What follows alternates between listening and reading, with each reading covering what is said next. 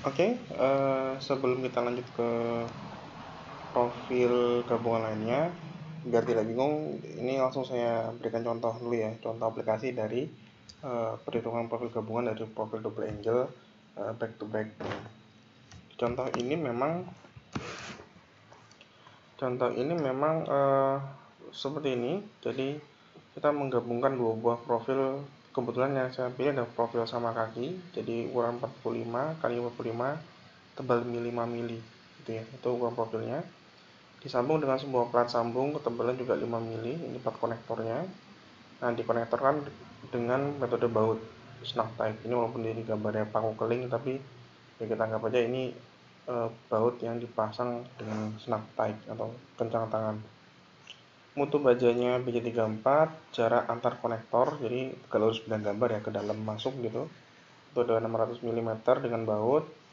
Dari tabel profil, untuk profil 45 x 45 tebal 5 mili, dapatlah inersia X nya 7,91 cm/4, luas penampang satuannya adalah 4,302 cm persegi.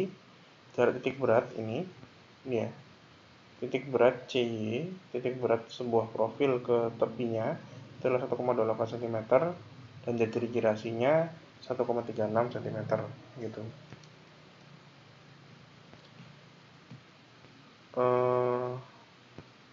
Selanjutnya pertanyaan pertama selalu kita tanyakan, apakah profil siku ini kompak. Jadi profil satuannya ini itu dia harus cek dulu apakah dia kompak apa tidak kompak gitu. Nah, seperti biasa, profil siku sudah pernah ya, saya sudah pernah jelaskan. Sayapnya 45 mili dibagi 5, jadi lebarnya 45 dibagi tebalnya 5, nilainya adalah 9, dengan nilai batasnya adalah 0,45 akar E per FY 13,88. Artinya rasio lebar bagi tebal dari sayap ini itu kurang dari nilai batas, yang mana itu berarti termasuk yang ini termasuk kategori profil kompak. Ini ya. Jadi kompak ini karena ini profilnya sama kaki ya, otomatis kalau satu sayapnya sudah kompak, sayap lainnya pasti kompak, sehingga kesimpulan adalah profil yang kompak seperti itu ya. Nah, yang kedua, berapakah nilai kelangsingannya gitu. Nah, ingat karena ini adalah sebuah profil gabungan, maka kelangsingannya KL per R-nya bukan KL per R satuan, tapi KL per R modifikasi. Seperti ini. Rumusan dari SN itu KL per R modifikasi karena menggunakan baut yang snap type. Itu ada KL per R gabungan ditambah jarak antar konektor dibagi jari-jari girasi jadi profilnya gitu. Otomatis kita harus menghitung properti gabungannya dulu.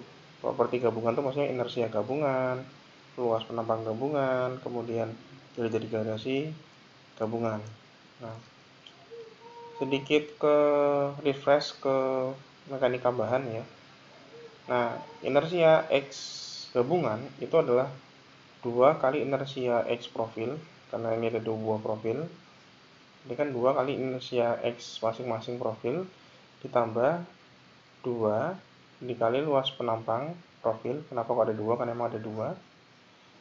Jadi sigma inersia X0 tambah sigma luas penampang dikali perpindahan titik berat kuadrat gitu. Nah, perpindahan titik beratnya, kalau inersia arah X, maka perpindahan yang dihitung perpindahan yang arah Y.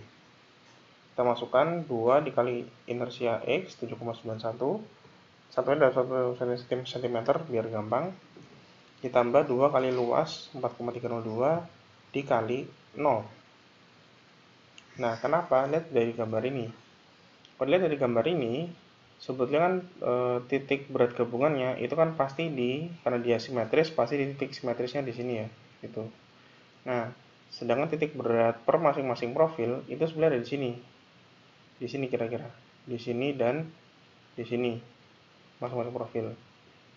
Dengan jaraknya ke atas jauh CY, ke kanan juga sejauh CY, gitu ya. Nah, kalau dilihat ini kan tidak ada perpindahan ke arah sumbu Y, hanya ada perpindahan ke arah sumbu X saja. Dari sini pindah ke tengah, dari sini pindah ke tengah, seperti itu ya. Nah, itu artinya apa? Artinya profil gabungan ini tidak punya sama sekali delta Y, karena dia bergeser ke arah sumbu X. Maka ke arah sumbu Y tetap, itulah mengapa dia nilainya 0 gitu. Hasilnya adalah sekian. Yang ke arah Y itu menggunakan perpindahan delta X. Nah, kalau delta X ada, karena tadi sudah saya bilang, dia berpindah ke arah sumbu X. Jadi kalau kita lihat ini ya, ini yang berpindah sejauh CY dari sini ke tepi profil, tambahan setengah dari tebal konektor gitu. Jadi 1,28 itu adalah CY, tambah 0,25 itu adalah setengah dari 5 mili. Ini kan 5 mili kan berarti 0,5 cm, setengahnya 0,25 cm gitu. Sehingga dapatlah inersia sumbu Y gabungan itu 35,96 cm. Sehingga kita bisa ngitung jari-jari girasi arah sumbu X gabungan adalah 1,35 dan jari-jari girasi arah sumbu Y gabungan adalah 2,04. Nah, di sini harus coba kalian perhatikan. Di sini bisa disimpulkan bahwasanya yang menjadi yang minimum itu yang ini. Ini minimum gitu. Arah sumbu X. Ini berbeda dengan kalau kita menghitung profil T. Kalau profil T itu kan diminta KL per RY. Jadi arah dari sumbu simetris. Problemnya kalau kita menghitung menggunakan profil gabungan ini, KL per R modifikasinya tetap pasti kan kita hitung menggunakan jari-jari girasi minimum. Nah, di sini yang minimumnya kalau profil double angle itu malah sumbu X, bukan sumbu Y seperti di profil T. Nah, itu tadi saya bilang beda sedikit dengan profil T gitu. Maka nanti ini jadikan acuan. Maka ini nanti dijadikan untuk menghitung kelangsingan. Gitu ya, karena yang nilai yang paling rendah. Nah, selanjutnya kita hitung KL per R gabungan. KL per R gabungannya adalah 1 dikali 180 itu dari sini 1800 mili jadikan cm dibagi jari-jari girasi yang terkecil 1,35 cm. Angkanya 17.777,78. Itu yang KL per R gabungan.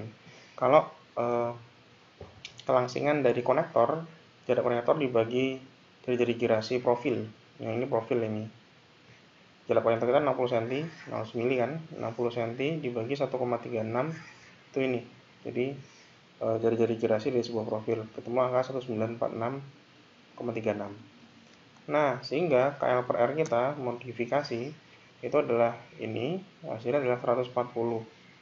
Masih kurang dari 200, maka oke gitu.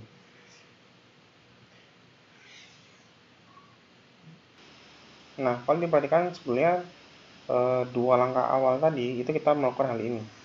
Jadi cek dulu apakah kompak atau tidak kompak. Setelah ini lolos, tadi kita langsung hitung kelangsingan modifikasi tadi.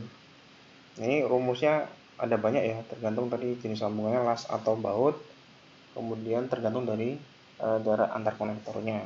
Kebetulan kita menggunakan sambungan baut dengan strong type, berarti menggunakan rumus yang tadi, hasilnya sudah memenuhi kurang dari 200. Maka kita lanjut ke perhitungan jarak konektor sekarang. Gitu.